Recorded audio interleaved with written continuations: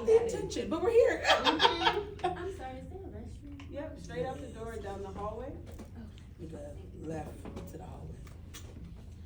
I love to call these a channeled message. So a message that I typically channel for you all that tends to be around kind of astrological movements. I'm excited for today. Again, it's coming in hot. I know y'all been watching the news, you know. I know y'all been in community. I know we've been amongst kind of what this looks like. Last month we were kind of talking about the big important things, right? It's like all the things that you've been reposting and you know has been on your Instagram since last 2020. It's time to start walking the talk. Boundaries, self-care. It's not no longer an idea. It needs to be something that we do in practice. So I'm gonna logistically make sure that, you know, with this conversation, and we're coming into Aquarius season, these can be big concepts to sit in. I wanna make sure that first we're grounded in, take what sticks, leave what doesn't. And take excellent care of yourself first. You are the micro of the macro. We have to make sure that all is centered here. But I know that I'm talking to a room full of people who hold space for folks. Community builders, community holders, and so we got work to do, friends. And so excited to kind of bring you this kind of message. It came through, was so interesting as it was coming through, was really around beautifully, strategically reimagining our world, right? Aquarius season is the time to reimagine, and the energy that comes this time of the year, particularly for those of y'all who are astrologically inclined, like we are in Aquarius season after the Pluto just transited into Aquarius, which is the first time it's ever happened in our lifetime. So it's gonna be the most Aquarius time of the year. This is gonna be the time, you know, unfortunately, that we see that there will be a very lot of light shine on our humanity and our world and how the structures are set in place, and how they are being broken, built, edited, and what that looks like. And so it's important for us to be aligned with some of those concepts. The beauty to me that comes in was really pointed in my direction of a new coach that I just started with. So as a coach, I have a coach. I would highly encourage my coaches to have coaches. Like I encourage my therapists to have therapists, right? Just how we keep ourselves intact. And I have like totally like, you know, all the things that happen when you have a new coach, like the new coach excitement, and I'm that kind of nerd. So I'm so excited about this like new body of work to dive into. And she's Fijian. Our very first session she brought to me, she was like, okay, you know, this program is built around the Fijian calendar. And, you know, in this month, and, you know, in the winter time, because we are still in winter, right? You know, for, you know, our, kind of lineage in that conversation, it is the time in which, you know, everyone's just in like a lot of abundance of food, hanging out with family, playing a lot of sports, and then focused on creating these really beautiful lays and this beauty that comes out of this time. And we were both kind of sitting there ideating and talking about how interesting it is to be thinking about the concept of beauty as a necessity rather than a nice to have, right? I'll tell you a little story in that space. She was telling me that part of the abundance that gets created for the village around the time of this time of the year is because there's a particular tree in the village that makes these really beautiful flowers that they use for lays. But it isn't until the flowers bloom on that tree that they know that in a particular part of the ocean, one type of fish you can fish a lot of that will bring a lot of food back to the village to be able to sustain a lot of abundance. So all the eating and the gathering is based around knowing when that tree makes the flowers. The entire universe conspires to make sure that the village is taken care of because of the beauty that it places somewhere. And we were having this really robust conversation as we're thinking about our businesses and how our businesses fit into our contribution in the world, about how necessary it is to make it beautiful, about the need for beauty in our reimagining and our thought processes. Things need to be functional, but they also need to be gorgeous. And I think that in our society, particularly as we see a lot of the structures building right now, they were not built on the backs of what is beautiful for us. They were also not built to be thriving. They maybe were barely built to be surviving. And so many of us have spent so much of our time in the recent decades trying to make adjustments to broken things. Aquarius season is asking that we just reimagine what was previously no longer reimaginable. So many of us are seeing things that we never in a million years thought were even could break down or could be edited or could ever happen. And so I'm asking all of us, the invitation in that space is I want you to beautifully and strategically reimagine what your work into the big work actually is. Aquarius season is all about rethinking humanity and collectiveness. Last month we talked a lot about community being not a buzzword, but something that you do, not something, you know what I mean, that is a noun, it is a verb. And really rethinking also how you walk the talk of your community and how we are in collaboration and what that collaboration actually looks like from a business model that is non-empire driven. Because as we can see, if we're thinking strategically, the empires aren't working. The empires aren't working. Another piece that kind of came in that really inspired this conversation was a post that Chani Nicholas did. I love Chani Nicholas. If y'all are fans of astrology, I love the Chani app. She has her own app. She does a weekly kind of astrology ahead podcast. And last week's was so impactful. If you were on my email list for the annual planning, you'll be getting a whole breakdown email about that video because it was so impactful. She was explaining Aquarius, and she was talking about this lens of we've been limited in our imagining because we only are reimagining this kind of like tight container we've been given. We will now be watching the reins get busted.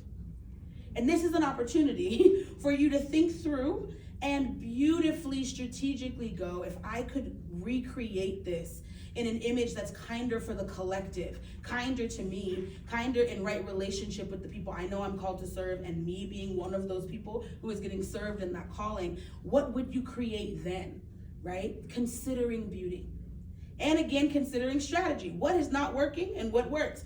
I know that so many of us in this room, you know, when we have some of the areas, I sit in front of CEOs all day long. And when I sit in front of CEOs that are unhappy in their space, it usually is, you know, a lot of different things can be in that space, but it's usually a couple of different lanes on an ethos level, right? The founding pieces. It's either one, you're working at your job. Like you are making your business a job. And you haven't thought big enough, right? You haven't have something be a call on your life large enough that you actually feel sustained in the work. And so it feels shallow. What you're doing doesn't feel like it's having enough impact because you haven't yet dedicated your life to something. And then folks need to kind of up their calling space. Or I get the people who are overcalled. You know so much about what's going on in the reality of your space that you're either over giving, over creating, or you've only been taught that the only way that you can have the impact that you're attached to is to create an empire. And you know in your spirit that that's not your work to do because empires no longer work. Neither of them actually, well, let's say it this way, both lanes are actually the same problem. It's this concept of thinking that you have to be the sole care and creation for an entire collective or problem in the world, when really it's about how we reimagine the collaboration to put collectives together, to wrap our arms around a particular community, a particular problem, a particular, you know, situation in the world that you are actually called to be a part of. And I think that practically what that really ends up looking like for us is that we have to remember that the work that we're doing let me say it, we don't have to remember, we have to align ourselves that the work that we're doing is actually aligned to the contribution that we want to have, and we know who our collaborators are in the space, and we know what is our work to do and what is our work to be in collaboration around. And I think that we think about this, particularly in Vegas, conceptually, rather than, girl, you gonna be at the Abodo? Okay, great. I'm gonna go to the poetry. I'm gonna do the DJ in the morning. You do this and this piece. You win here, I win here. Let's rethink and reimagine something that makes sure that everybody wins, rather than 15 things always happening on the same date, right? Or rather than like every single person thinking that they need to be the marketer, the social media person. I will also do your floors. I'll also do your windows, like, because we're coming from this place of survival versus actually knowing how to trust and lean on one another to be in right collaboration. That conversation that Lydia is talking about around acquisitions and mergers, this is what wealthy people are talking about, doing the shit that we do every day. Get with your people.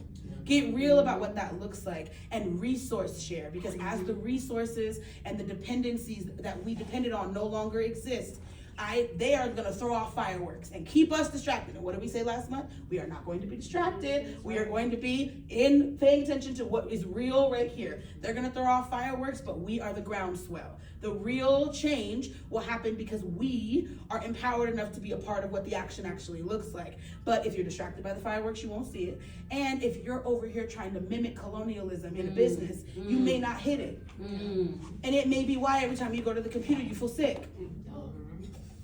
Because we don't have to do it like that.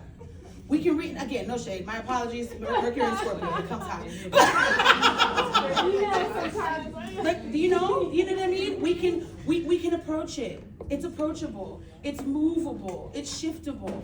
It is in our power to reimagine. And so my invitation again to you is to reimagine what that looks like collectively, but start to reimagine it here first. What does my work every day need to look like so that it is beautifully, strategically reimagined for my collective wellness? And then, which community am I dedicated to spending my life for?